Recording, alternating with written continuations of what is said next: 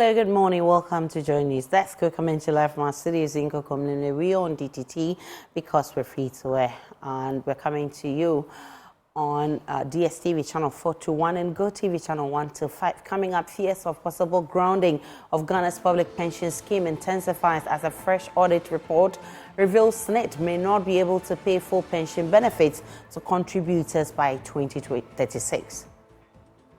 Did another actual valuation and did indicate to policymakers and government that, look, remember we warned you in 2014, the scheme will not be able to pay benefit by 2042 in 2014. Now in 2017, it came down to 2037. More as Labour warns of an industrial action if the government doesn't pay their 9 months Tier 2 contribution by May 2. Also this morning, opposition NDC accuses the judiciary of usurping the powers of Parliament following Supreme Court decision declaring as unconstitutional a decision that bans dual citizenship from holding high-ranking positions in Ghana. Plus 6 months after the Akosombo Dam spillage disaster, the future looks bleak as government is yet to announce resettlement and compensation plans. We have excerpts of Joy News' upcoming documentary, Life After the Floods. My name is Aisha Ibrahim. Do stay for details.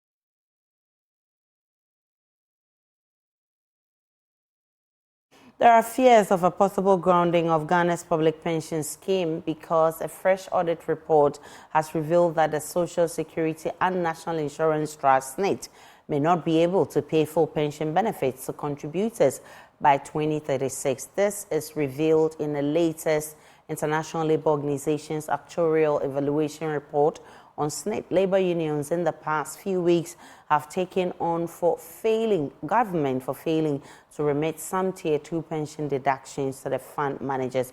According to them, the last time government paid their Tier 2 contribution was in June 2023, owing them 9 months deduction from July 2023 to March 2024. Let's get a breakdown of the ILO report that makes these stunning revelations, and I'll be sharing with you shortly.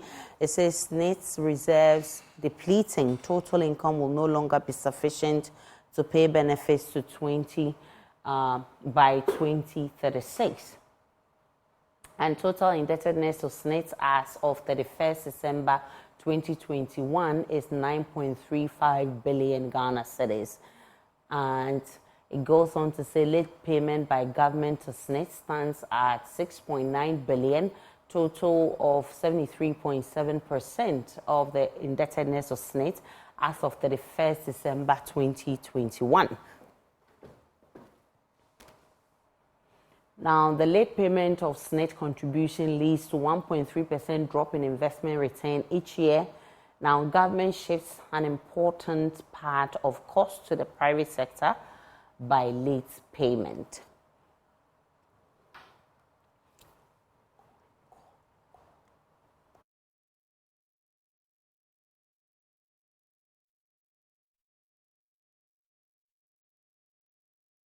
Now, reacting to this revelation, President of the National Association of Graduate Teachers, Angel Kabonu, and Director of Research and Policy at the Trades Union Congress, Dr. Kwabena Nyankwo, said SSNIT must make the report public immediately. I don't have the copy, and that is the point I said, that we should utilize our membership on the SSNIT board. Yeah, but it's shocking, isn't it? You have members on the SSNIT board. An actuarial study has been done, and you don't have it. Angel Kabonu, have you seen a copy? Absolutely not. They did not even announce whether they were doing it. And this says by 2036, they will be struggling to pay full benefits. Exactly. If nothing is done. And they have made recommendations. Sorry, Franklin. It's not rocket science. I mean, if clearly speaking, government is not paying already, that's half of your contributions gone anyway. And secondly, if the options to invest in which you are receiving are also limited, and they are not doing proper investments because the politician is also interfering. Clearly, it tells you that the funds will dwindle anyway. So even without seeing the actual work, it's clear that by 2030, probably even 2036, we will not be able to do a proper social security networking. And I think they need to go and learn what happened in, was it Peru? When people, I mean, there are pension experts who have managed that country's pensions very, very, very well. And see, I need to quickly ask the workers. Kabunu, 30 seconds. Are you going to demand for this study? Because that tells you where your pensions are and what they are going to be, what's going to happen to them. Are you going to demand that? We have to demand it and make it public. Dr. Otu? Absolutely. I mean, it says something about our representation on these institutions. You understand? So we definitely have to get hold of these actuarial studies. I've been joined by the Executive Director of the Africa Center for Retirement Research, Abdalah Mashud, for more on this. Grateful for your time, Mr. Mashud. You say there is more to the problem than we know. How? Mr. Mashud? Hello. Yes, actually I can hear you. Yes, you said there's more to the problem than we know. How so? Okay, so basically, Section 53 of the Statistics requires that an external actuarial valuation is conducted on the scheme every 2 years. And the objective is to just ascertain the exact health situation of the scheme. Accordingly, in 2011, actuarial valuation was conducted, and the opinion that was expressed then was that everything was fine. But in 2014 and 2017, the scheme, after was warned that the scheme was sustainable within the 2014, when given that the scheme is set to decrease by 3%. Then, 3 years, evaluation was this time came down to 5 down. Now, there is a evaluation just as I can't the actual value was summarized as the actual. And the opinion. Mr. Abdallah, we are really struggling to hear you. If you can reposition yourself, then we can call you back to have a clearer conversation. Right, let's try one more time and see if it works better. Okay, great. So I can go on. Yes, I think it's a bit good. Okay now. Okay, great. So what I was saying is that the recent actuarial valuation report, which was published in January this year, it carried the same opinion just like the last two in 2014 and 2017. And I'm saying that actuarial valuation reports are summarized into what is termed as an actuarial opinion. And the opinion is just a statement that is specifying whether the scheme is financially sustainable over the projection period. The valuation certifies that this scheme is not financially sustainable over the period covered by the projection, and the reserves are set to deplete by 2036. This one does not, what do they call it? Let's not get ourselves deceived. What this one means in layman's terms is that the scheme would not be able to pay benefits fully and on time by 2036, which is not very far away from us. We're just talking about 12 years away. The reserve depletion date is the main variable when our actual valuation report is issued, regardless of the jurisdiction, anywhere in the world. When actual valuation report is published, the key variable that they are looking at for is the depletion date, because all analysis and all variables are feeding or are coming together to really form when the scheme is set to deplete. So our focus is on the depletion date. In this case, they are telling us that the scheme is set to deplete by 2036. And what is accounting for all this? Government indebtedness is inflicting the biggest pain to the sustainability of the SSNIT scheme. Imagine government as the sole guarantor of the scheme violating Section 3.9 and Section 3.3 of the Act 760, which requires that contributions are paid on timely basis to allow time for investment. Government has consistently violated this particular section of the law by delaying contribution payment, and that is inflicting or hurting the social security financial sustainability. We're talking about investment outcomes. If you take the last 8 years, SSNIT has recorded just 3 positive real returns on investment. The other 5 are negative, and we need to ask questions. Why are we continuously recording negative real returns on investment of the fund? Administrative cost. Administrative cost is the share of workers' contribution that is used to manage the scheme. Administration cost is very, very high. And I think it's about time the National Pension Regulatory Authority developed, an expense policy to help check or control the expenditure of the scheme as far as, management is concerned. Aisha, the picture we currently have to be worse. Considering the state of migration in recent times, remember the migration has triggered, a lot of workers, active workers moving out of the country. And once workers are leaving the country, it means we are reducing the contributor population. And when contributor population is going down as a result of economic challenges, migration, loss of jobs, etc., and pensioner population keeps growing, it affects what we call dependency ratio. And dependency ratio is just telling you where the scheme is going. Not very long ago, we had 17 contributors contributing to support one pensioner. As we speak today, the number has come down to 7. And that is telling us that demography and economy is also having an impact on the financial sustainability of the scheme. Is there a way that we can get this resolved so we don't bear the brunt, as you're saying? Yeah, so the effect is that if nothing is done right now, what is going to happen is that we are all going to wake up one day and we are told that the social security system can no longer pay benefits, or at best, benefits are going to be reduced. I'm not sure we want to get there. So the first thing we need to do is to get government to comply with Section 3.3 of the Act, which requires that nobody should delay payment of contribution. And government, imagine government accounting for 73% of the total debt of the trust. That is huge. And being the sole guarantor, I think we will have to call on government to make good the debt situation.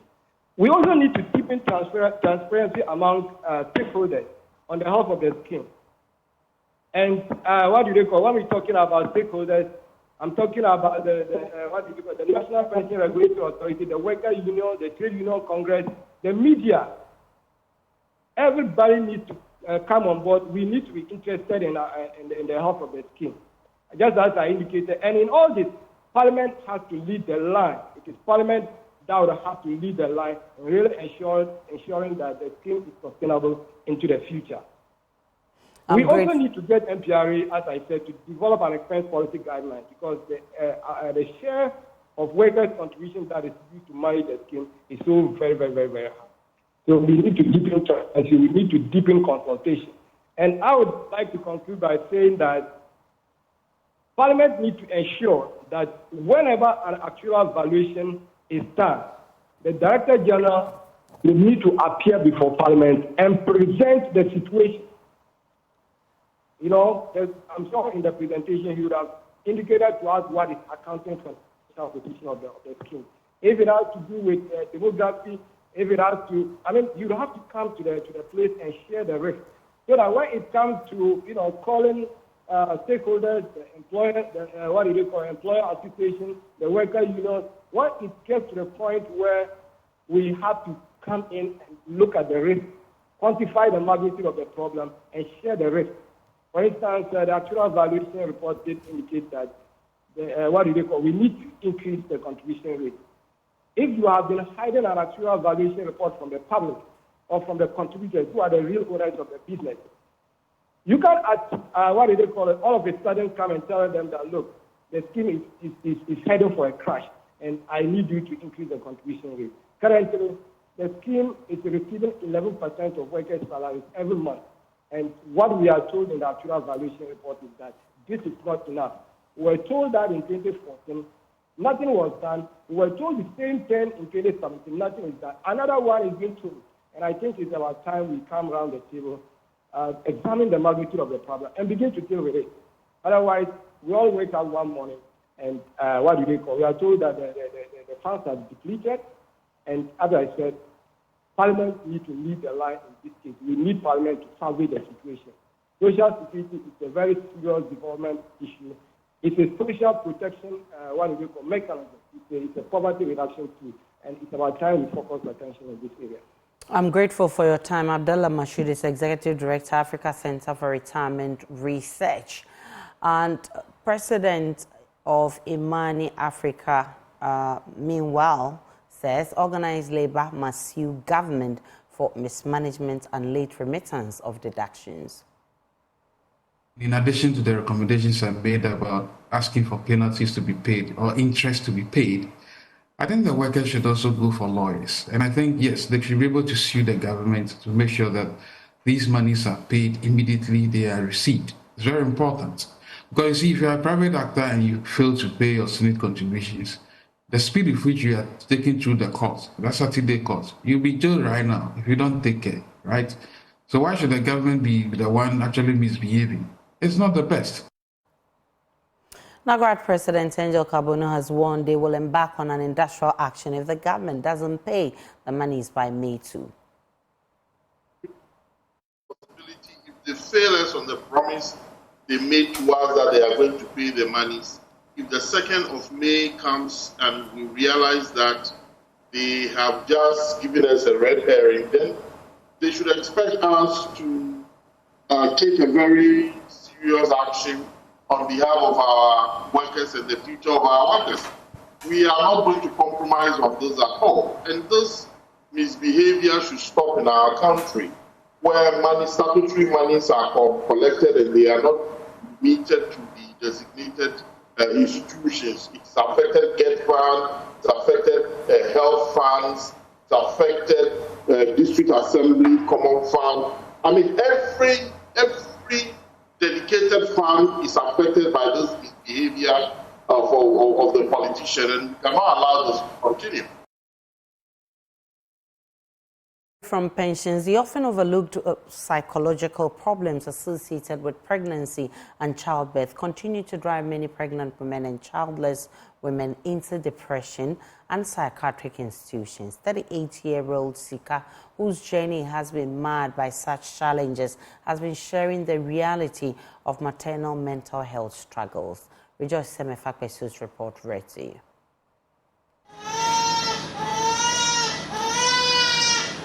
The arrival of Sika's child brought immense joy to her, having lost her first child.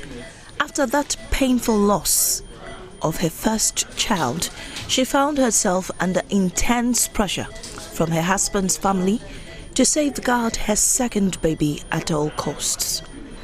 Consumed by the weight of this expectation, she entered a state of hypervigilance, inadvertently plunging into severe clinical depression. So I had a miscarriage during my first pregnancy. And when I became pregnant again, I was extremely cautious. I was afraid of judgment from my husband and his family because we didn't had a baby since 5 years when we got married. Everyone irritated me, including my husband. I would spend hours in front of the mirror, not appreciating my body. Instead of receiving the understanding and support she desperately needed, Sika faced harsh judgment from her family and mother-in-law, who labeled her as mentally unstable and insisted on confining her to a psychiatric hospital. My mother-in-law then thought I was mentally ill and suggested keeping the baby away from me.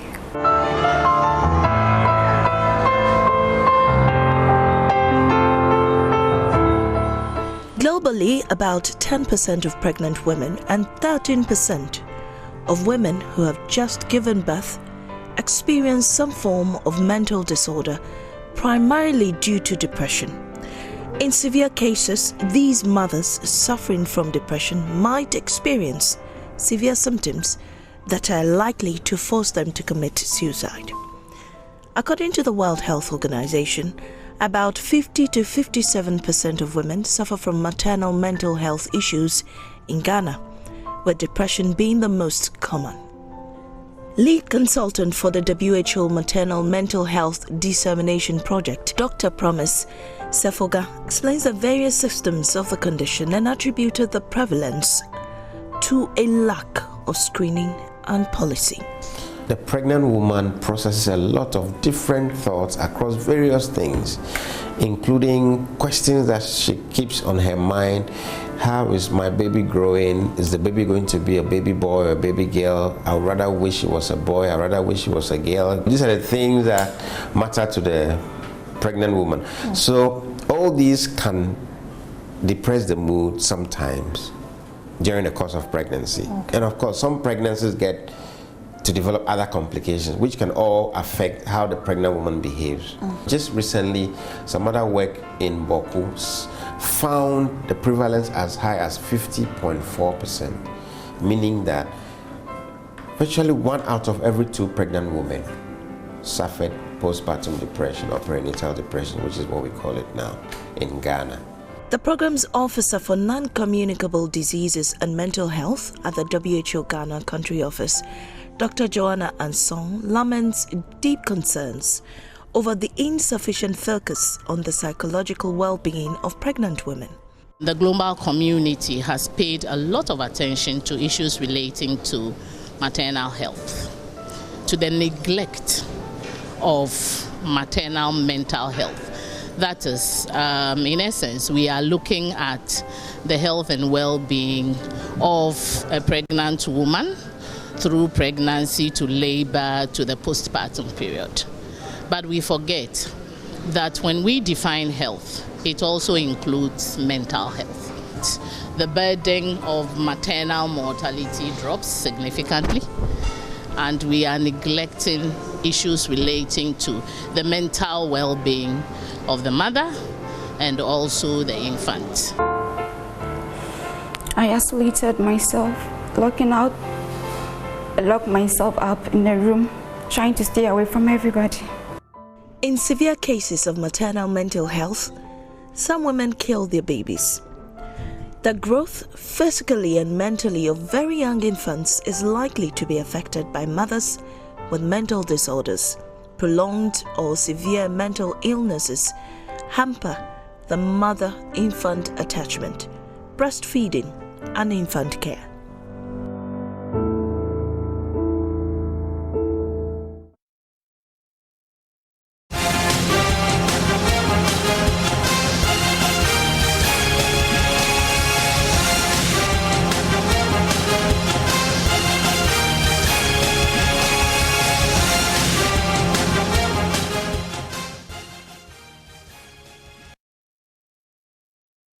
The Electoral Commission has made clear that a party agent's refusal to sign at polling center after votes are counted does not invalidate the results of that vote. Speaking at a May Day forum by Organized Labour, Deputy Chairman of Operations at the Electoral Commission, Samuel Tete, said while the signing of election results is a way of authenticating the said results, an agent's refusal to sign does not invalidate it. The following report has more. The Electoral Commission has clarified the role of party or candidate agents in the upcoming elections. In a speech read on behalf of the EC chairperson, Jean Mensah, the Commission's Deputy Chairman of Operations, Samuel Tete, said the failure of an agent to sign an election result does not in any way make that result invalid. It should also be noted that an agent refusing to sign does not invalidate the results. This is an open process of the Commission to ensure acceptability of election results at all levels and prevent any election-related violence. Samuel Tete also added that the EC has set May 7th to May 27th for updating the voters' register ahead of the December general elections. This is to allow those who just turned 18 to have their names captured in the voters' register.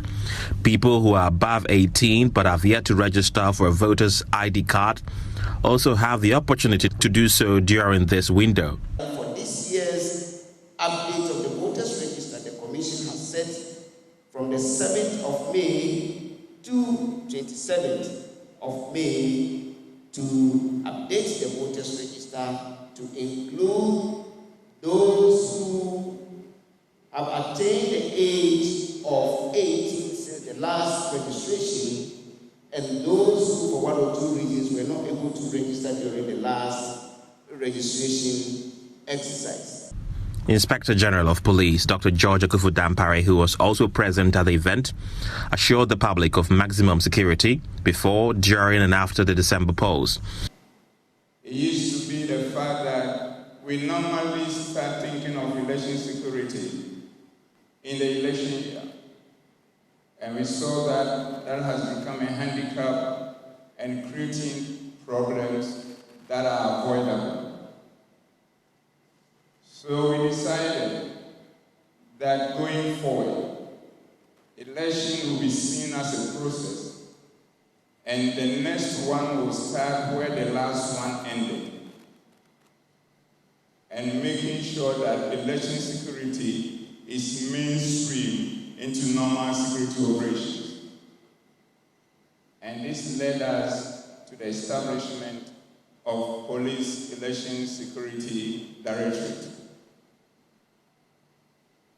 With it in existence for the past 3 years, almost 3 years, the directorate has become like a police station, which is open 24 hours. Secretary General of Trades Union Congress, Dr. Yao Ban, urged for peace during this election period. We want peace in our country. Economically, we are not doing that good. We are really struggling, but at least we have peace. The May Day Forum was under the theme, Election for the Role of Workers and Social Partners in Securing Peaceful Elections for National Development. Election Headquarters is brought to you by Petrosol, your clean fuel in full quantity. Chartered Institute of Management Accountants, the American Institute of Certified Public Accountants, together as the Association of International Certified Professional Accountants, and German Ozone Medical Center, Alternative Therapy, Dental Wellness and Beauty. Election Headquarters is for an informed electorate. Let's get on to other stories. Opposition in D.C. is accusing the judiciary of usurping the powers of Parliament. It follows this week's Supreme Court decision which declared as unconstitutional a constitutional provision which bars dual citizens from holding high-ranking positions in Ghana.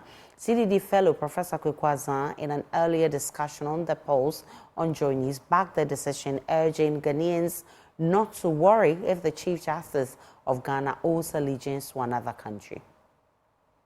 That will be very interesting to find out. As of now, we don't know, because to the best of my knowledge and information, the opinion is not out yet. Yes. And so we cannot speculate as to what went through their minds, but we can accept the outcome and rejoice about the outcome, because for some of us, this is a battle that we have been waging since 2006, when they initially attempted to disqualify Mr. Akwasi Agyeman as Kufuor's nominee for the Ashanti Regional Minister. And then we had the Adamu Sankedi case, and then we have Mona Kwate, we had Charles Adubuahin, and then Jechi Kwesin. So I've always had problems with the way the court and the country interpreted Article 94(2)A and also Article 8(2). Now, let me be clear about what has happened. Right. Article 94(2)A has not been touched at all by the court by this decision. Article 94(2)A has not been touched at all. That is the article that disqualifies persons who owe allegiance to countries other than Ghana from becoming MP. And of course, if you cannot become MP, there are other positions that you cannot hold. For instance, you cannot be a minister, you cannot be the president. On the Lands Commission, you cannot be on the Public Service Commission, you cannot be on the Electoral Commission. That has not been touched. Right. That is in Parliament right now. We are working very hard to try to amend that with Kennedy Osenyakon, as you mentioned. Second, they have not touched at all Article 8.2. Article 8.2 deals with dual citizenship, and the positions excluded under that include ambassador or high commission, secretary to the cabinet, chief of defense staff, IGP, director of immigration service, and so on and so forth. What the Supreme Court has searched is Section 16.2 of the Citizenship Act. And this was basically a problem that I actually have gone to court with this same problem, Act 591. And I argue that it was unconstitutional for Parliament to add offices without specifically amending the Constitution.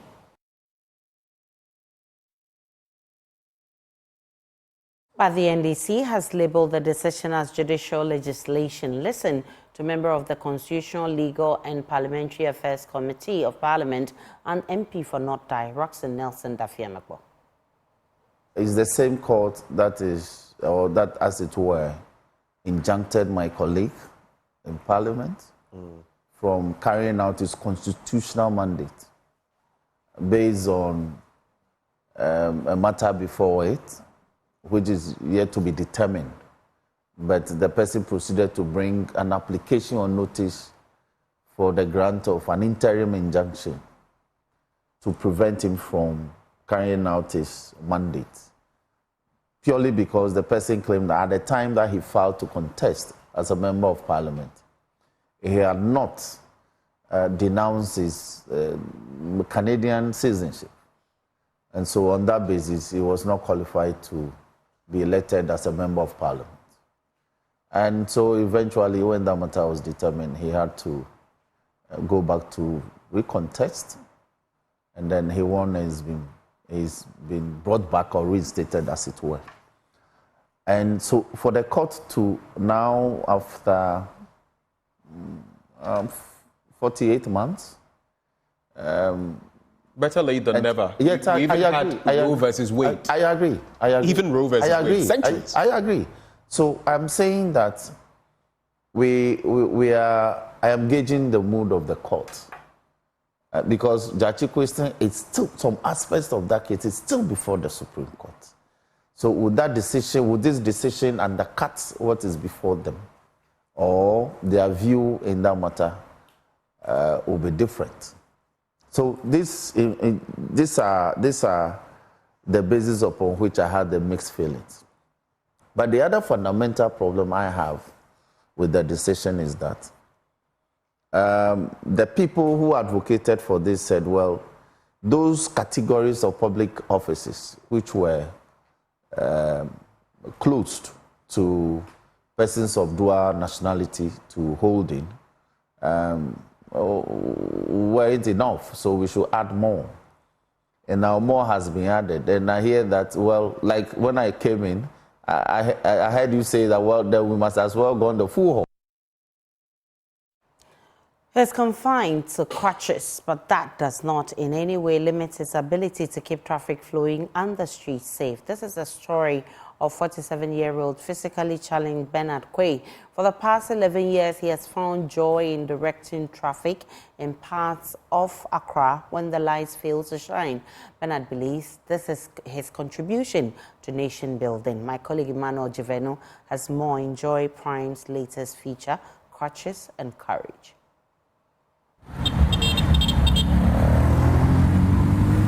It is evening rush hour, and vehicular congestion is building here at the Mataheko intersection. In this thick congestion is Bernard, a 47-year-old physically challenged, an area of hope when the traffic lights fail to shine.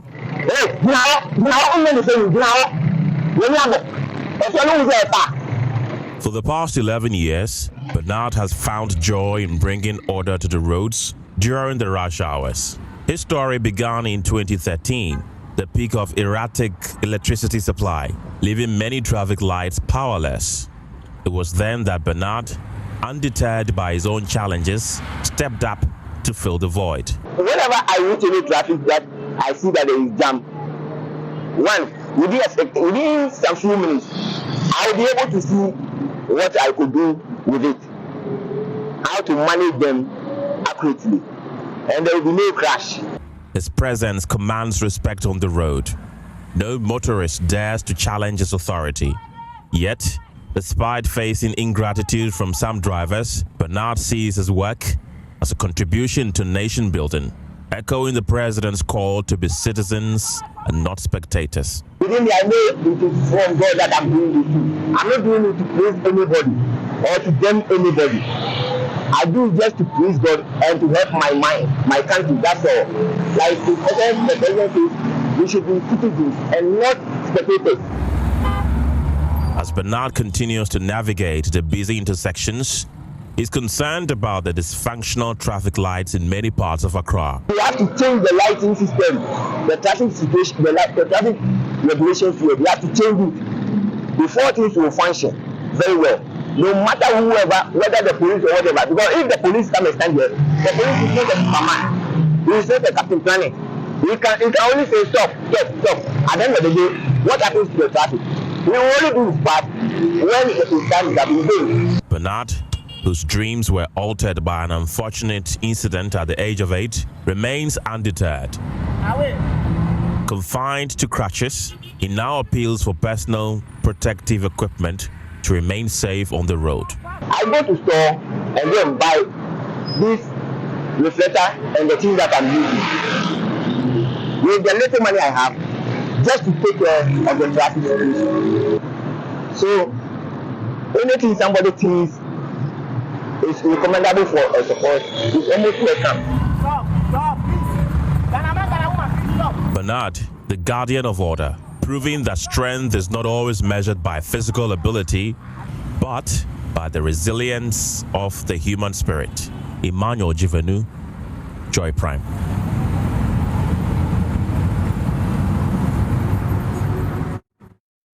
Some victims of the flood disaster occasioned by the spillage of the Akosombo Dam last year say they are yet to get their lives back as they continue to reel under the harsh conditions aftermath. According to the National Disaster Management Organization, 39,000 lives were affected, rendering some homeless. 6 months after the disaster, the future looks bleak as the government is yet to announce resettlement and compensation plans. In an upcoming Joy News documentary, Life After the Floods, some of them tell Joy News how rebuilding the survival after the floods has become extremely difficult. This is where I used to stay with my family. Okay. Yeah, so for now, the status of it is not even looking nice for you, as yourself you can see. Okay. There's no one in because I'm the one. I'm now living with my sister. Okay. Yeah. It's very, very painful anytime when I get here. That's why you can even see there's no cleaning. Because when I get there, when I see things, then I don't know what to touch. I don't even know where to start from. So I feel very sad. I alone, I'm having cassava farm about 10 acres, and the others, they are having. In Siko right now, if you go to the farm top, everything tend to firewood. All our cassava tend to firewood, and we can't afford our life together. How are we going? And up to now, the village is not telling us anything about our life. How are we going to survive? The flood scattered everything because of the spirit. The piglets are all died. It take them away, and nothing remains. So at the time, you heard about how many pigs in here? I have about 85. I'm very much annoyed with VRE, and we are not hearing anything from them. My house collapsed, and we are all at Agbetipo camp there. we at the tent where we are not getting it easy at all. I'm Madonna America. I'm in Yelasin. The Anka Alafama Aton Emma, the Kama. Tawam in Yamara, the Bocatalma, Aquafato Tonto, Naman Yemen.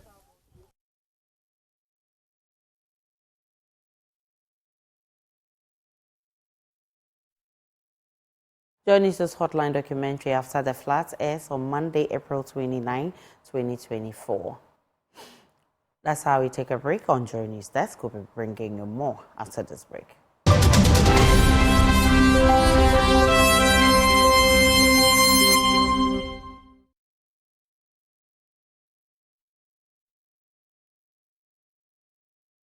Hi, good morning. Welcome to Business. My name is Daryl Kwao. Energy strategist Dr. Iti Suleimana has called for the review of the Good for Oil program. This follows the Chamber of Bulk Oil Distributors' objection to government's plans to make the bulk energy storage and transportation company BEST the sole off-taker of the Sentio Oil Refinery Limited's production under the program. Dr. Suleimana says a review will address the concerns of industry players. Apart from these legitimate concerns, they are also arguing from purely business point of view. They are foreseeing a kind of obstruction in their ability to operate. But that said, are we going to blame the government fully for the intervention that has been made? I don't think so. From where I sit, it's early days yet. If when Gold for Oil came into the scene, I had supported it until I saw the details that I made a U-turn with respect to the framework upon which it was being executed or being implemented, and that brought a lot of problems. So I'm not surprised that at this moment in time, Gold for Oil has become powerless in its ability to do what it was set up to do, to prevent the currency to stem the tide on the currency weakness. It couldn't do that. And with its current framework, it's not able to do that. It will never be able to do that until we get a tweak. So why I don't go against the current intervention is the fact that Go for Oil indeed needs a tweak. I've called for them to either put it on hold or try to make a serious kind of take on the whole policy in general, because the policy as it is now in its current form, it cannot have is highly limited in its ability to be able to stem the tide with respect to what is happening within the downstream, especially with the wild variables that are involved. Now, the Ghana Enterprises Agency has formed a new partnership with the Association of Ghana Industries to support the Business in the Box initiative, which aims to upgrade the employment skills of more than 250,000 youth across the country. The partnership forms part of the project mandate of transferring knowledge and expertise in the industrial sector to micro, small, and medium-scale enterprises throughout the country. Speaking at a short ceremony to present some items to the AGI to signify the beginning of the agreement, Chief Executive of the agency, Kosi Yanki Aye, expressed confidence that the experience of AGI members will be of great benefit to beneficiary SMEs under the BizBox project. This project that we're talking about is the Business in the Box, which is a partnership between the Ghana Enterprises Agency and MasterCard Foundation with certain and various consortium partners, of which the Association of Ghana Industries is one. The role for this program is to work closely with AGI to be able to mentor and coach the various youth across the length and breadth of this nation, to provide them with the resources and also the knowledge that the industrialists have gained over the years. It's also to work with the various industrialists to see how best we can continue to create employment through the work that we have done. And so as much as possible, we cherish and appreciate this relationship and partnership that we've built with AGI. In this new partnership going forward, as always, would expect a lot from the Association of Ghana Industries, and I know and believe strongly that they will be able to deliver and actually go above what it is that we have set for them. You know, our targets this time around is 250,000 persons, providing support for those who are in agricultural led businesses, those who are apprentices who want to become entrepreneurs, those who have MSMEs that they want to grow and strengthen. So with your support, AGI, we know that we'll be able to reach this target. And to make this a success, the Ghana Enterprises Agency has budgeted 10 million cedis as a consortium partner for this project for us to go ahead and move this forward. And that's it for this segment. The news returns after the break.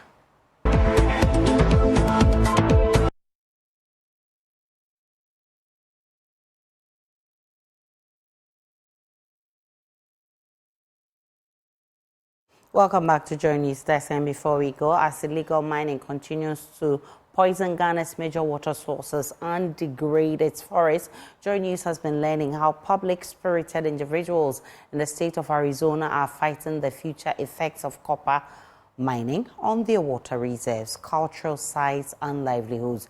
Despite the regulated mining regime in Phoenix and Texas, citizens still have fears of the long-term effects of copper mining there. In a sharp contrast with the situation in Ghana, citizen action is strong in protecting the environment. As part of a media co-op between the U.S. Foreign Press Center and the multimedia group, Love FM's Erastus Asari Donko and Kofi Asari have been touring and learning about mining in Phoenix and Texas and its impact on livelihoods. Here's a report filed by Erastus Asari Donko. In Ghana, an uncontrolled, haphazard, small-scale artisanal mining exploration continues to poison major rivers and streams and reduce forests at a faster rate. Through the U.S. Foreign Press Center, we explore how mining is done in the USA, specifically the state of Arizona. At the Tucson airport, we joined Bruce Gordon, pilot and founder of EcoFlight, an organization that is using aerial perspective in educating and advocating for environmental conservation and justice. EcoFlight, which is the organization, which is a non-profit organization, we work with over 400 conservation groups around the country, mostly in the West now. In fact, last year we flew 1,000 people. So to pin it down to just one issue is very difficult because, you know, one of our primary missions is to address climate change. We fly over Tucson and the breathtaking copper mining fields of Phoenix, Arizona.